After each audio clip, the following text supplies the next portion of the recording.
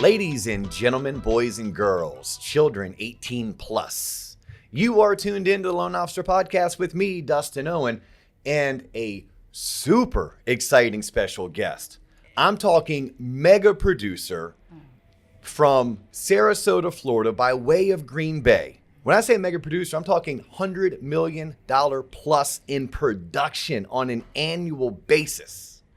She is a accredited mortgage professional. She is a CMB. She is a certified mortgage planning specialist.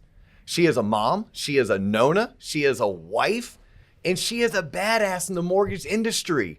All the way from Inlanta Mortgage, Yvette Clermont. Yvette, thank you so much for taking the time to be on the Loan Officer Podcast. Thank you so much, Dustin. I'm glad to be here. Yeah, I'm super stoked for like many reasons. The first reason, it's you. And I have a really funny story about you that I haven't told you yet. Okay. So you moved down to Florida 10 years ago from Wisconsin, right? So you've been in the mortgage industry for 25 years. I read your bio. And 10 years ago, you left Green Bay, Wisconsin, super cold, great football team, but still super cold, to go down to, I think your branch is in Bradenton. Right. Not many people know what Bradenton is, but you may know where Sarasota is. So I kind of used Sarasota. And you and I were going to the same conference. You're heavily involved in the Mortgage Bankers Association. I am almost as heavily involved, not quite there yet. And we're going to talk about your involvement in the MBA in a little bit. But I was going to attend a conference. And I'm going through the agenda and I see, oh, this lady, Yvette Clermont with Inlanta Mortgage, who's a CMB, is going to be speaking. And I was like, I wonder who she is. So then started doing a little research and I saw your production. And then my jaw dropped. Then all of a sudden, I'm like, okay, I'm a little intimidated. Like I was at first like, I don't know if I want to go see that speaker. Then I researched you. I'm like, oh, I have to go see that speaker. Then I saw you at an event. I'm like, I don't know if I can approach her. And then recently, like last year, I was voluntold to be a part of the MBA state board again. Like I've done it in the past. I'm a director now. You're the vice president, correct? Correct. Vice president of is it MBA of Florida or is it the Florida MBA?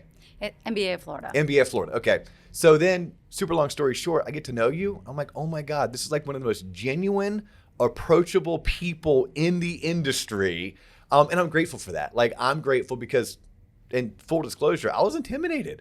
Like 6 years ago when I saw your name and you were speaking on a panel and I researched your production, and then I get to know you. I'm like, okay. So then I just had to convince you to come and hang out with me for like 45 minutes so we could do a show together. Thank you. So gratitude on behalf of me, on John Coleman, but also our listeners, because like our listeners, and we love this about them, they'll tune in on our YouTube channel and they'll comment. And if they don't tune in on YouTube, they're probably on like Spotify or Apple Podcasts or Stitcher, really anywhere you find podcasts, and they'll hit us up on LinkedIn or they'll go on one of our social media pages and like, hey, we need more top producers. Hey, you need more women. Hey, we need this. Hey, we need this. So you were someone that I'm like, oh my gosh, Yvette will really check so many boxes that our listeners are looking for. So let's sit down and let's get to know Yvette Clermont. Sure. All right. Absolutely. Anything off the table? No. Wide open.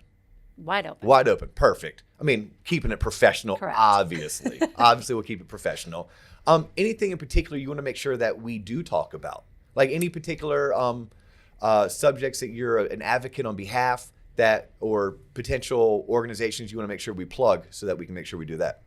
Absolutely. I mean, the MBA has made such an enormous impact in my career and really just my personal life being involved in the MBA. So I want to make sure that I get out there how important it is to stay involved in your industry. This is our voice, and we need to make sure that we keep it out there and that people understand it's actually pretty cool to be involved. Well, you are speaking my language, sister. Like JC and I actually did an episode from the state MBA conference this year solely so we could like put a spotlight on being a part of your organization. Like I look at the mortgage industry and really most industries, right? Because we have non-mortgage professionals who tune in. And I'm like, look, it's not a job, it's your career. And if it's your career, you should be involved in all aspects and probably advocate on behalf of your career. The best way to do that is to get involved in your trade organizations. You have done that and it's worked wonders in your career. I have done so and I've gained just tremendous value from it. Yes. All right. So here's what I want to do. We're going to talk about your career, right? Okay. You got into the industry in 1997. Yes. And I want to talk about what you did prior to. And then I want to talk about what you accomplished. And then what have you learned along the way? What are some things that you wish you figured out earlier in life that maybe you have passed on to one of your 5 children, Yes. right? And that you're maybe going to turn over to one of your 3 or 4 grandchildren? 4. One of your 4 grandchildren as they get old enough. Some of those career advice, or it's like everything you should have learned in high school but didn't. Right. And then how did you go from a rookie with no experience to, what was last year's numbers, 120 million? Yes. How many units was that? 507. 507. And how big is your team? I have a total of 5 of us. Including yourself. So you girls average 100 units per team member. Right. That is through the roof. That's Through the roof. I mean, these coaching companies are coaching people that it should be 60 to 72 Right. per team member. And you're like, nah, we're almost at 10 units per team member. We're all a little tired. We might need a nap. How's 2021 going to compare to 2022? It'll be very similar. Wow. High five. Thanks. High five. That is awesome.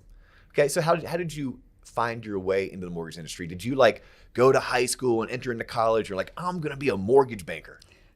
I thought I was going to be an MTV VJ. Actually. Did you really? I really wanted to be the next Martha Quinn. Oh, I could see that. I really did, and that's honestly what I thought I would do. I love music. I love the idea of the industry of the music business. But when I kind of got into it and started looking at it and studying it, I realized I liked the numbers. I liked putting together a deal. I liked, seeing how. How you could take a P&L and run it through to make sure that it was profitable. And I thought, I kind of just like the math, which is funny because in high school, hated math. Yes. I thought I did and that's a life lesson, is that I thought I didn't like math because I think oftentimes you're told you don't like math. Nobody likes math, especially females don't like math. So I thought I didn't. And then I realized I'm really good at it. I can see it. It's like a puzzle to me. I can just see the answer really easily, and I enjoyed that part of it. So I got into I was selling wine at the time because I needed to do something. So was salesy. that was your first real job? My first. But besides the yep, while in school. Yep. Out of curiosity, what did you do to try to become the next MTV VJ? Were you interning at radio stations, or were you? I was, and we had a radio station in our high school, and it's funny because if I'll have to send it to you, but I have. All these instructions on what to do to get free backstage passes and tickets to the concert and all these CD or cassettes at the time. Now I'm going to date myself. But I would get them from all these record labels. And I remember when I was in high school, I would keep calling them because I wanted them for our little high school radio station that we had. So I interviewed a couple different bands. It was really fun. It was pretty cool. I met Cheap Trick and the Bullet Boys and all these cool bands back then. And I remember getting a hold of someone at Elektra Records, and they finally I got him on the phone, and he's like, if I give you a dozen cassettes, will you stop calling? I'm like, yes, please, could you include some backstage passes, please? Yeah. So it's because I would auction them off on the radio, on our high school radio station. And I think I was 16. So you were the VJ? I was a VJ. Oh, with that radio voice. Yeah, yes, loved it. And a Midwestern, the Midwestern, the Midwestern voice. Like most sports announcers, like where they're from the Midwest. Yes. So there you go, the Midwestern girl on the radio. Yeah. But you found out that although it was fun to be on headphones and mic, it was more fun to figure out how to make money doing so. Yeah, because they kept saying, you got to come to Vegas or LA, and I'm like, I don't know. I've kind of seen that video before. The girl gets off a bus in LA. Yeah. I'm like, I don't think that's going to be me. So I decided to go to school, to study math and numbers, and then I got a job with a high interest second mortgage lender. And I really liked mortgage, and then I kind of went from there. Then I applied with a bank at that time. It was Norwest, which got bought out by Wells years and years ago.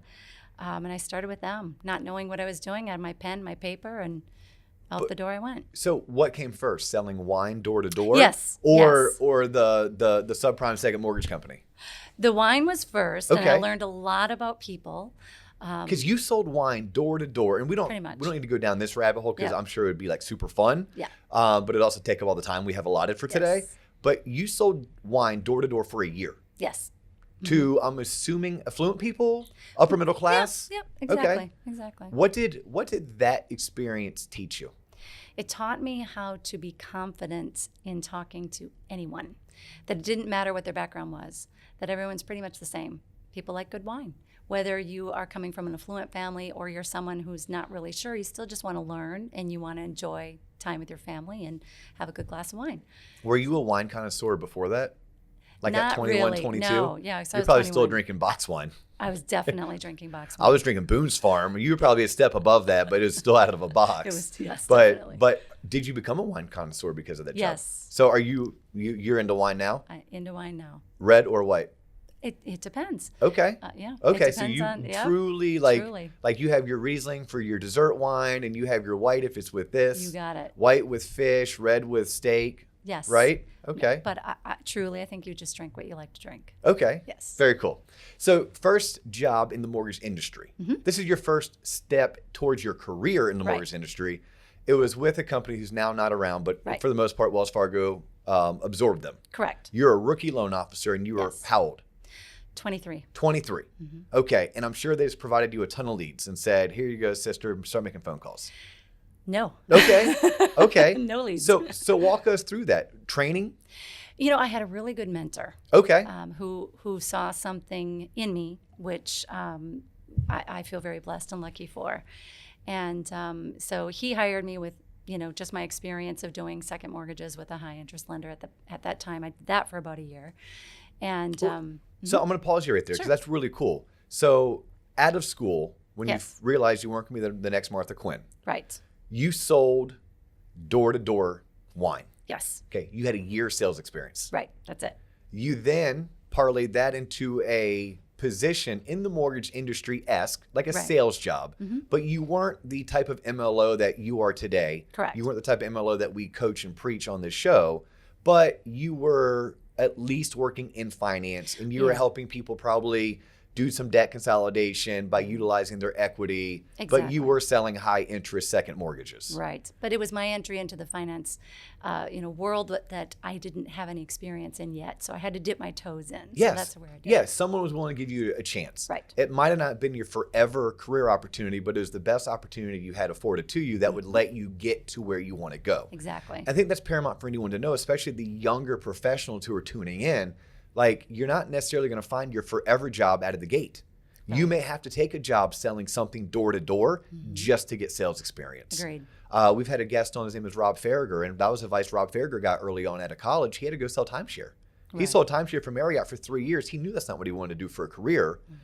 Today he's one of the top financial advisors in the 401k industry. Sure. But he couldn't get that opportunity Right. to break in without sales experience. Well, and you learn, just time management. You learn organizational skills. You learn, what it means to drive from this part of the city to this part of the city, how much time you need, what you need to allocate.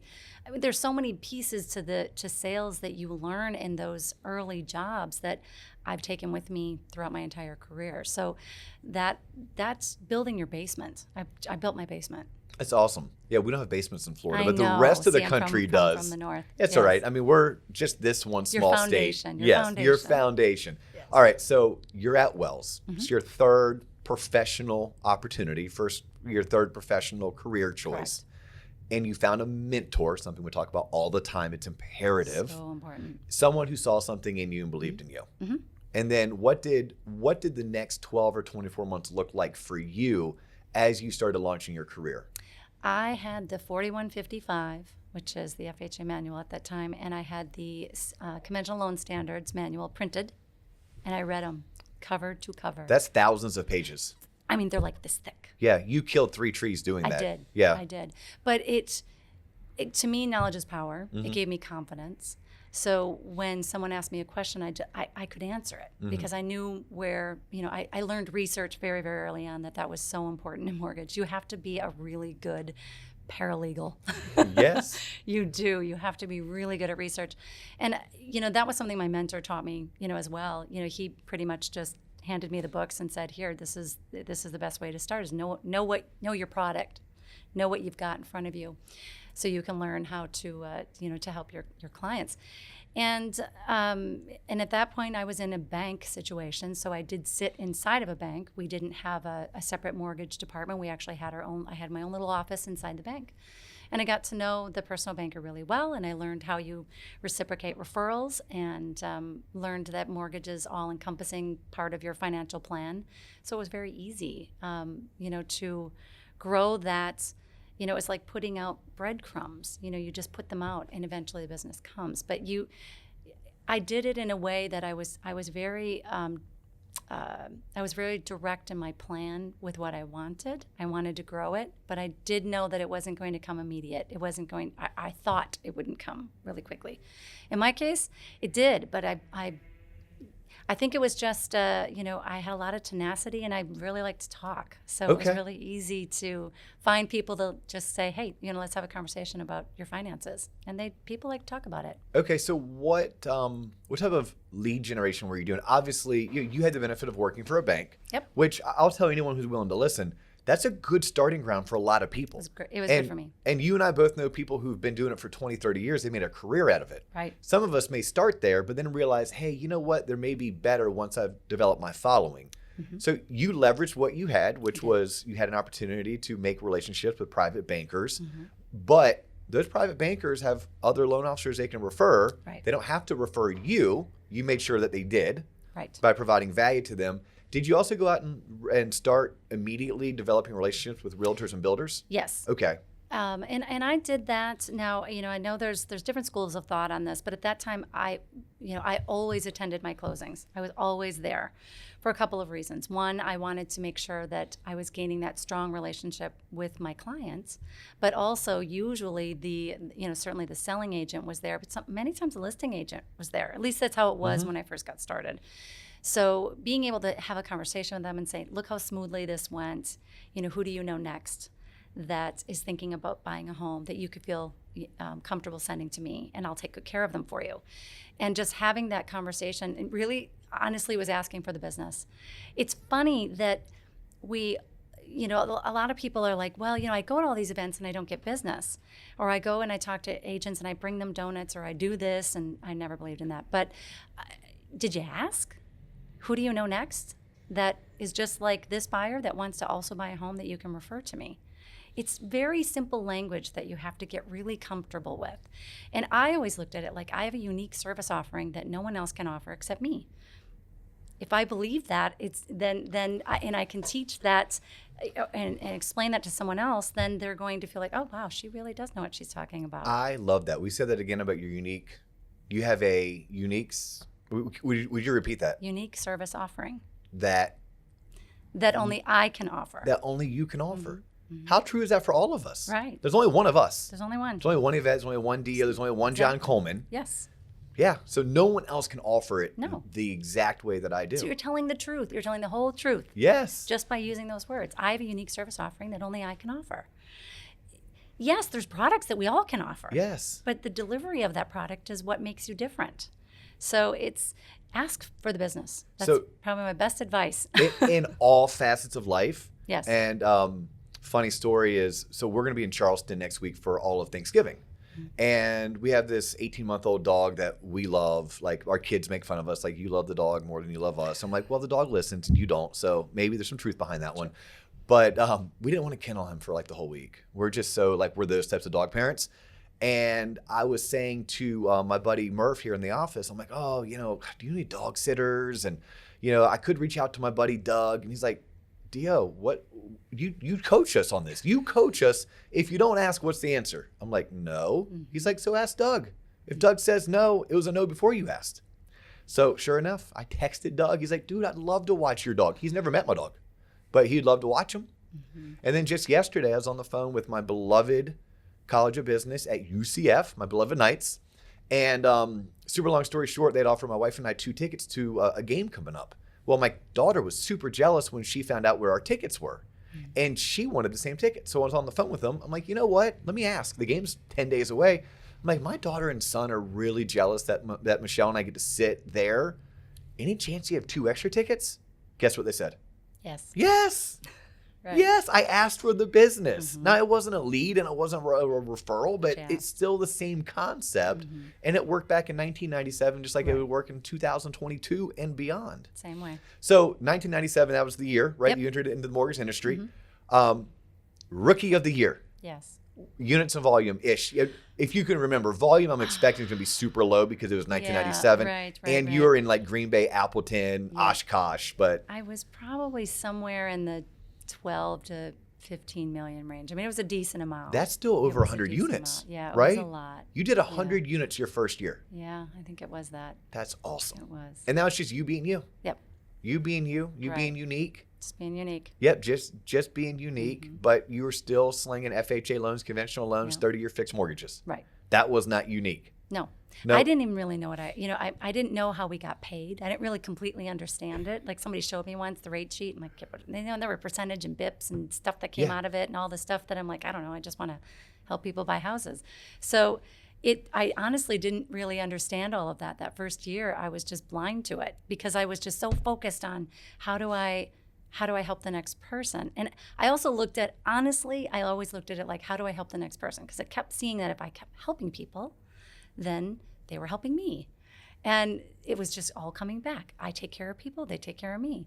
And I've always held that as, how I looked at and approached the business, as if I help enough people, then enough people will help me. Was it that simplified for you back then? You just woke up every morning, you put on your uniform, you went to work and said, I need to help people today. Yeah. And if you didn't have people to help, you went and found them. Right. You would figure out a way to go find them. Figure it out. Yep. Now, was that were you walking into real estate offices? Were you walking into new construction communities? I really worked a lot with my current client base at that point. I mean, I certainly was. I was definitely working with the agents. Anytime I had a new agent or someone that I hadn't met before, I reached out to, just talk with them. Sometimes it was for coffee. Sometimes it was just, let me just explain what we do and what products we offer and yada, yada. But again, and then ask for the business at that point. And then I kept in touch with them, database, to keep in touch with them. But I really had a very strong relationship with my clients, and I would ask them for the business. So whenever, I would, throughout the process of a loan, I asked them 3 separate times for a referral. Who do you know next that's just like you that wants to buy a home? Who do you know next that's just like you that's thinking about refinancing? Who do you know next that's just like you that wants to build a home? There's reticular activators is the terminology. And when you're in the middle of, just like when you buy, and I bought my Honda Accord, I saw Honda Accords everywhere because that's a reticular activator. It's on your brain. So if they're building a home, they're going to run into other people that are building a home. If they're buying a home, there's other people at work or wherever that's also buying a home. So ask them, who is that person? Out of curiosity, did you ever participate or join Joe Stump's By Referral Only? I love Joe. Okay. I love Joe. I still follow him today. So is By Referral Only still around? Yes, in a way. He has it. It's changed from what it was back in the day, which I totally miss. Joe, if you're out there, please do another main event. I miss it. But it definitely gave me a very strong base in how I approach business, which. He's a phenomenal coach. Okay, so will you spell Stump for me? STUMPF.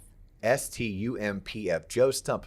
Ladies and gentlemen, look that up. Yes. I pimp out a lot of things on this show, things that I believe in, right? I pimp out Xenix.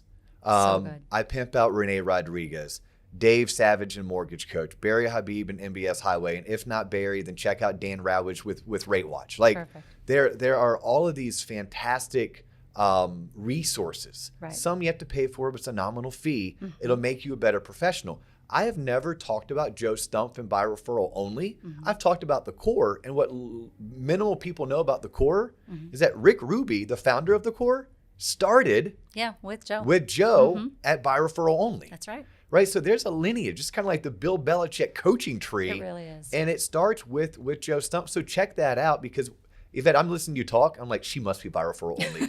And I think you have to be a little bit OG to understand what By Referral Only. But yes, it's like, how do you turn one lead into 5? Right. How do you create clients for life? All the things that we talk about, it originated there. And I'm assuming 25 years later, you and your team still follow those principles. Absolutely. That'd be my assumption. Yep. All right. Absolutely. So looking back, is there anything that you wish you knew or understood better at 23, 24 that if you could go back in time, you're like, oh my goodness, I could cut off years of learning. Pain. Yeah, of pain. I think that the journey is, for me has been really wonderful. I think that there's been some pains. I lived through the crash. I mean, that was tough. It was dark, and it's funny because now I speak with people now, and they're like, "Oh yeah, I was in the mortgage business back then." And you're like, "No, you weren't." Well, you weren't if you're out, because you really weren't all the way in it. You weren't invested in it, and I was so invested in it, and I wanted to make it better, and I wanted to make the industry better, and so there's things that have come up throughout the years that I wish I didn't have to have gone through, but all of them are the collective experiences that have made me who I am today. I would probably say as I've grown and as my team has expanded, it would have been nice to have, to know a little bit more about how you can really manage a team while you're still a producer. That's tough.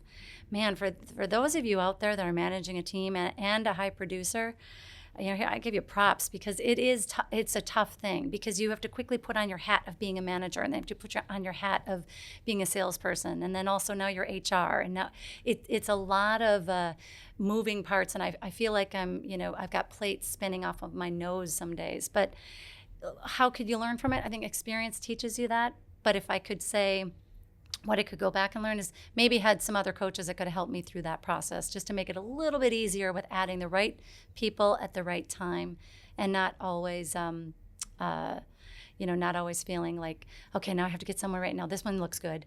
Let's get this person in, because that doesn't always work. No, and that is unfortunate for many people. And you manage a mega team. Mm-hmm. There's people who maybe don't produce at your level, but then they have 5 or 6 loan officers that all produce. They have to manage them, and very few of us went to school for management. But more importantly, just because you go to school for something, you honestly don't know anything about it. Need you need 2 or 3 years experience. You have, oh my gosh, who's the curly hair author that I'm absolutely in love with right now, who wrote 5 or 6 bestsellers. He was just a speaker at the MBA conference. Malcolm Gladwell, right? Malcolm Gladwell does research and talks about, 10,000 hours. But like, we as mortgage professionals, what do we do when we're growing a team to become good managers? What books are we reading? Are we picking up a Peter Drucker book? Are we picking up a John Maxwell book to learn about how to become better managers, better leaders? Right. Are we attending conferences? Do we have a coach? What over your past 25 years, how often have you been coached? Are you currently coached? Yes. You're currently coached. You always should have a coach. I think in a lot of ways a coach is kind of like your mental therapist in a lot of ways, because sometimes, when I've had different coaches throughout the years. Certainly I worked with by referral only, and they're coaching for a very, very long time. But I've had individual coaches. Some are just business coaches. I've had some mortgage coaches, but whoever you choose, just have a coach. It doesn't matter. You need someone there that's kind of that person on your shoulder to help you with your goals, or to say, well, no, hold on a minute. Last time we met, you said this was your goal, but now you're saying that you want to go this route, which is completely opposite of what you said last week. Because sometimes we think we know what path we want to go down, and we start to go down it, and then we realize, no, that wasn't it. And that's okay. Having a coach there to help you say, okay, let's rewind this. We don't want to go down that way. That's fine. You thought you did. We set a structure up for that, but that's not what you want. That's okay. You need that person. So I think that invest in yourself and hire a coach. And also, your coach can change from time to time. I've changed coaches probably, at least, 10 times over 25 years. It's just, I've had different coaches for different things.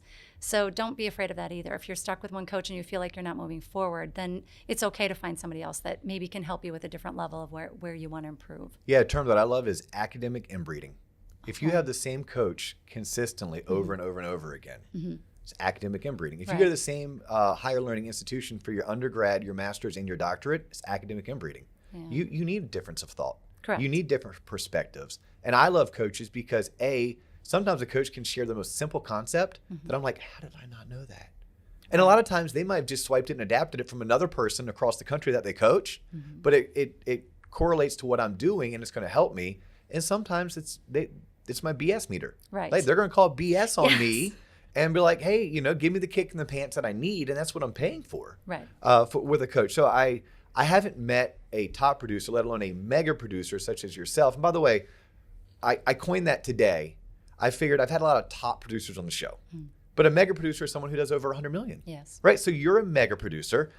In January, I think I'm going to try to sit down with 5 mega producers and do like 5 questions with 5 megas over 45 minutes. Like give everyone their 9 minutes and crank it through. Cool. So like this is really cool that we get to learn from you and hear more about your journey. I have a couple more questions as it pertains to mortgage side of things. Sure.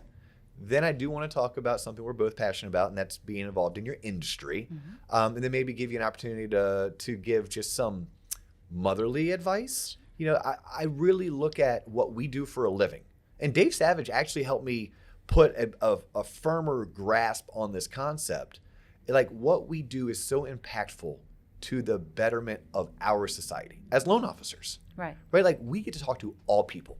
Financial advisors only talk to wealthy people. At the end of the day, if you don't have $100,000 in assets, they probably don't want to talk to you. Right. We talk to if you have $5,000 in assets, right? So we have the most opportunity to give impact. So I like to look towards my loan officer friends to say, hey, what do you wish was taught to you in high school? What do you wish was being talked about at your dinner table?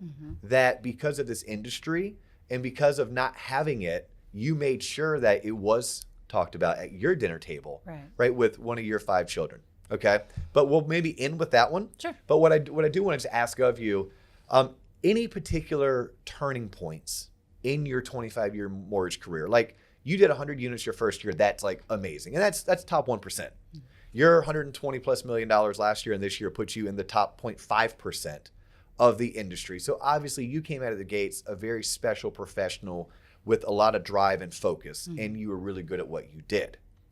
But you didn't come out of the gates doing 120 million. No. Were there a couple turning points, or was it truly I grew by 10 to 30% every single year, and just due to that compounding effect, I was able to achieve what I did last year and this year? Yeah, that's a good question. It's certainly a lot of it has been organic because of the way that I've grown it, because I have continued to leverage the people in my life that have allowed me to assist them with their financing or become a referral partner, and I've grown those relationships. And I've continued to ask for business. So the more people you ask for business, the more you get. So yes, I would say organically it's grown up just because of that alone. But I think that, as I was really, over the past, I would say 15 years, I've been more strategic of, okay, when I get to this level, now I really do need another person. And as I've added, each additional member of my team, that has helped me grow that. I think that I've spoken with a lot of people over the years who are terrified to hire a person. One, they don't want to have to let them go if it doesn't work out. So they feel this fear. And I'm like, you just have to take the leap. You have to believe in yourself and believe that you are choosing that right person to help you, take it to the next level, or maybe just give yourself less hours that if you have to determine what your goal is. Do you want less hours or do you want more volume? And that is a difficult, conversation to have in your own head, because we all as loan officers we think we want more volume. Well, now I'm at a point where I'm like, I kind of would like more time. Yes. So my next hire will be for that.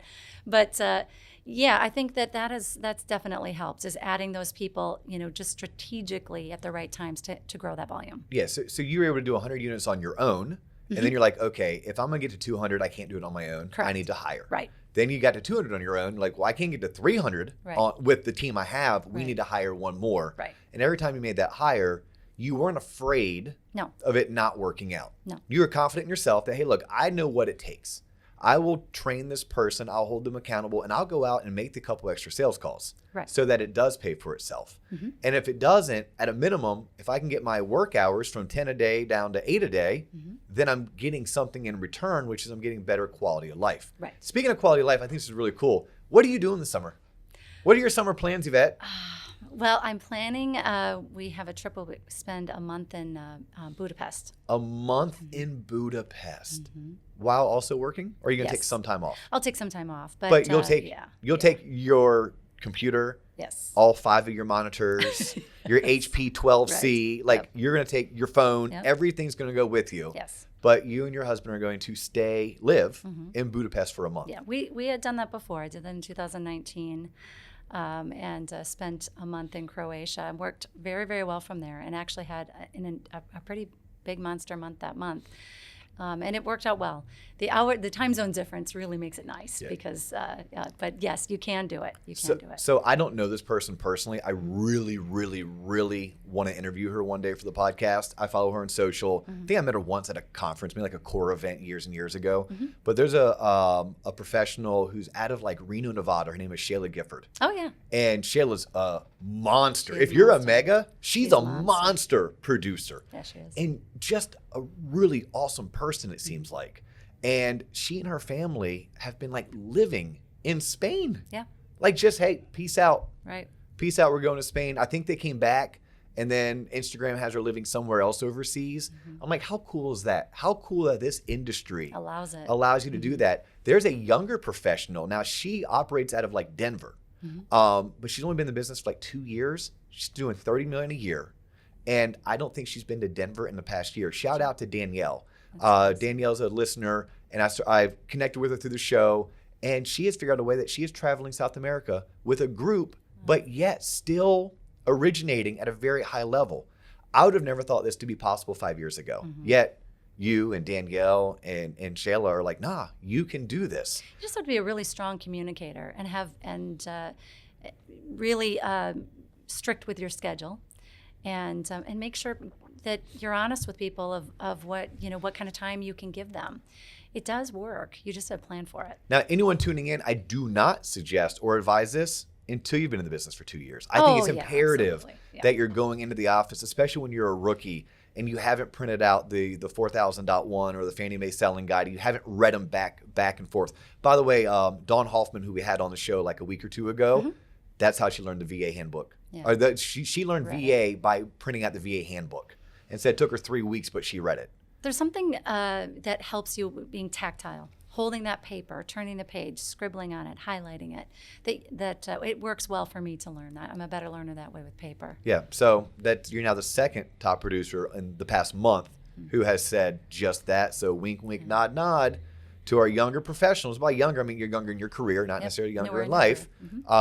This is something that on your own, on top of making sales calls to builders and realtors and potential referral sources, because I do want people to know you don't buy leads. No, never have. You don't work in a call center. Do not. Yeah, so your $120 million is done at the highest level, the cream of the crop level, the creme de la creme level.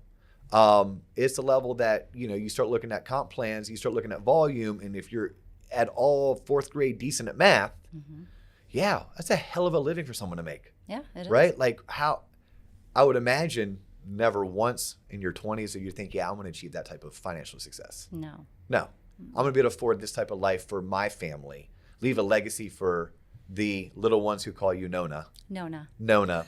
Yeah. Which, by the way, it's Italian for grandmother, right? Yes, it is. I know that because my cousin Terry, her grandkids call her Nani. She tried to go with Nona, and the oldest Kaylee screwed it up. So now she's just Nani to everybody. Awesome. And even my kids, who are close with her grandkids, call her Nani. I'm like, well, you do know that she's not your Nani, and her name is Terry. But shout out to Terry up in Maryland. She's the oldest on the side of the family. I'm the youngest. So a really cool concept that her grandkids, my first cousin's grandkids, are actually friends with my kids. That's awesome. Because of the 19-year age difference between she and I. All right, so here we are. You're butting up on a Zoom call here. So we have like 5 minutes left. Sure. 5 minutes left. Let's talk about the MBA. Yes. Let's talk about like what pushed you. I think you received your CMPS first, your Certified Mortgage Planning Specialist designation first. I did. Is that still a thing? Can you still, you can? Yes, you can. You can still go to the website and get the information. It's great. It's great mortgage planning software that you can use, but also it's having the community of people to rely upon to just ask other questions, especially if you're dealing with financial planners. Really good stuff, and a neat niche way for you to get into the industry and find a different referral partner through financial planners. Okay, so CMPS, Yep. And that's the designation that you achieved, Correct. was probably 10 years ago, I'd Yeah, guess, at maybe least. 15. It's been a while. Yeah, it was really big about 15 years Right. ago. Mm-hmm. My business partner, Mike Smalley, I think went through the program as well. It's really good. And then you decided at some point you wanted to become a CMB. I did. And like me, you went through School of Mortgage Banking 1, 2, and 3, and I you did. achieved your AMP, which is Accredited Mortgage Professional. Right? What was your driving factor or driving force Sure. to want to achieve your CMB? Well, I had gotten involved in the MBA. I kind of always was, just kind of quietly for many, many years. And then as I... And the MBA, for anyone new, it's Mortgage Bankers Association. Yeah. And most of your markets have a local chapter. And get involved in your local chapter. Yes. For sure. Yes.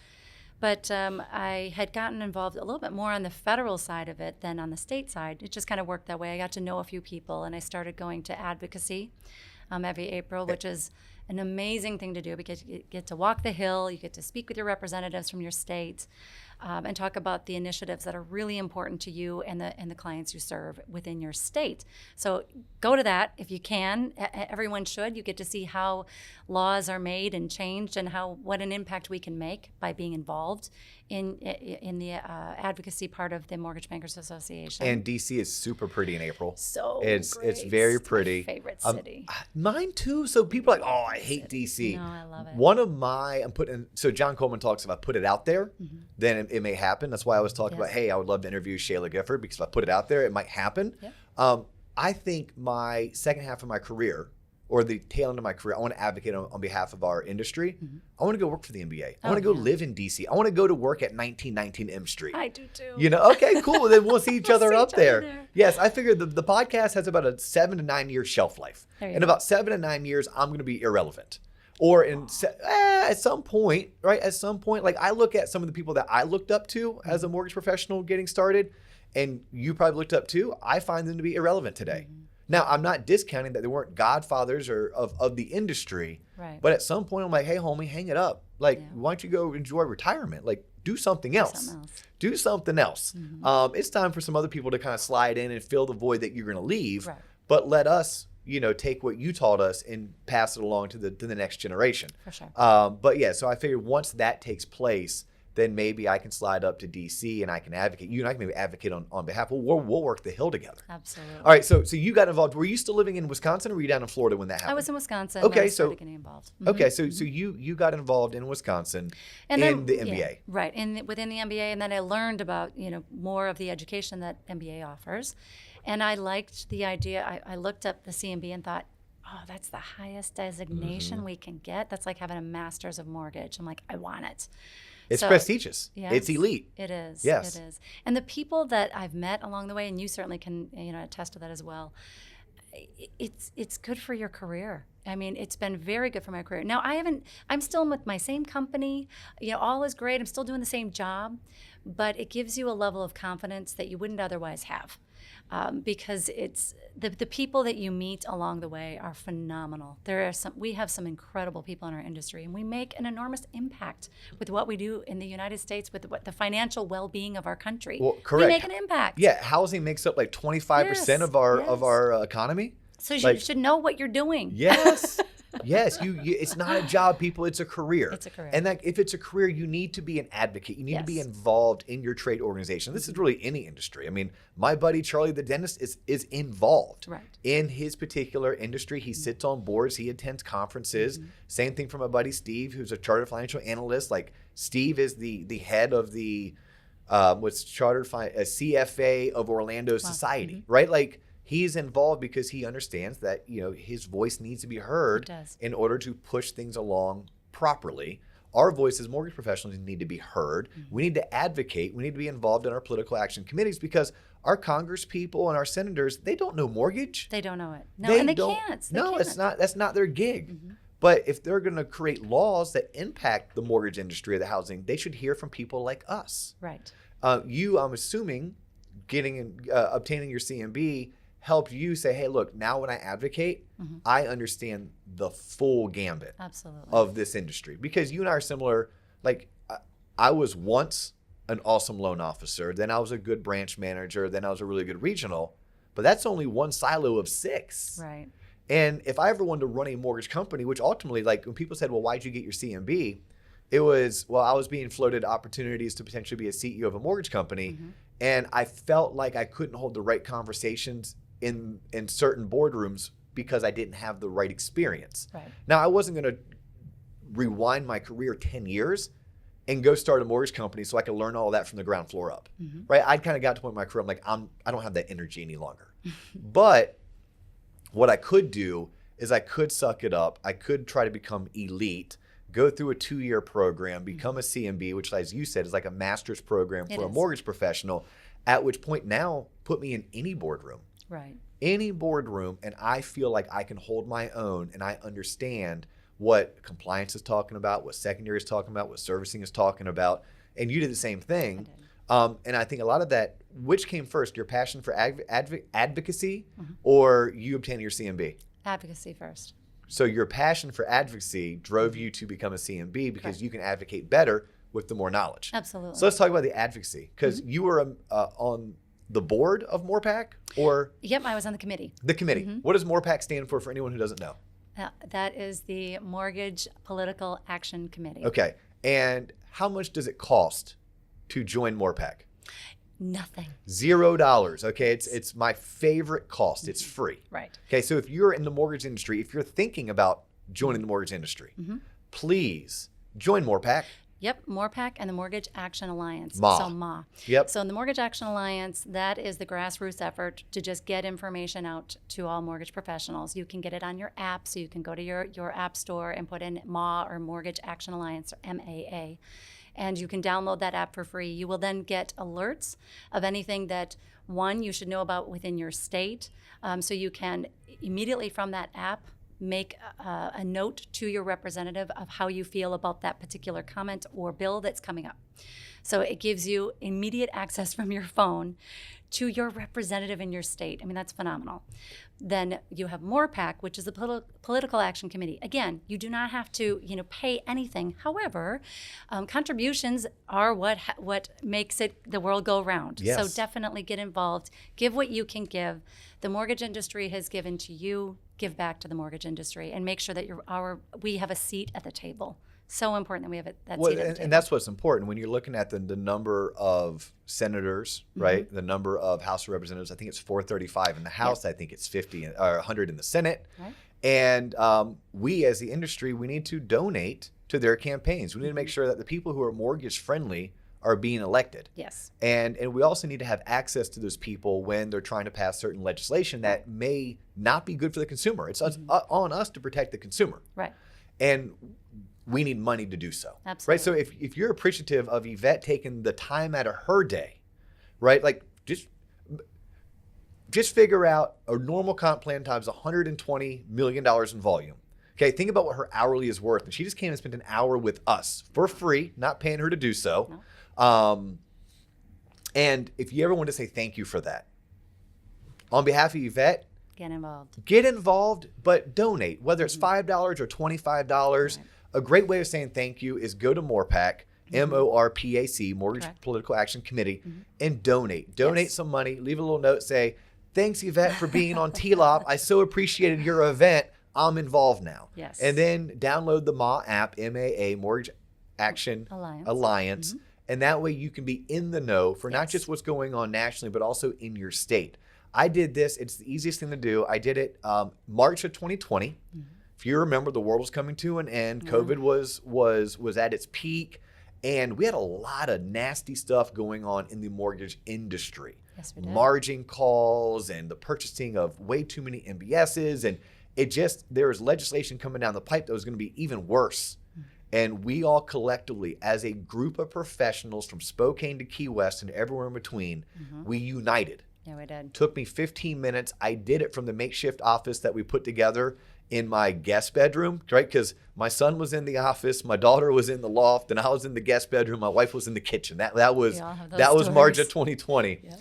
And I was able to email Senator Rick Scott, Senator Marco Rubio, and Congresswoman Stephanie Murphy in a matter of 12 minutes. Right. Like 12 minutes. And the only backlash is I now get emails. Yes, you will. Every single week from Stephanie Murphy, Marco Rubio, and Rick Scott. But it's pretty impressive when they reach out to you because you've met them and you've reached out to them, and they ask a question on how it's impacting your local community, and that your answer makes an impact.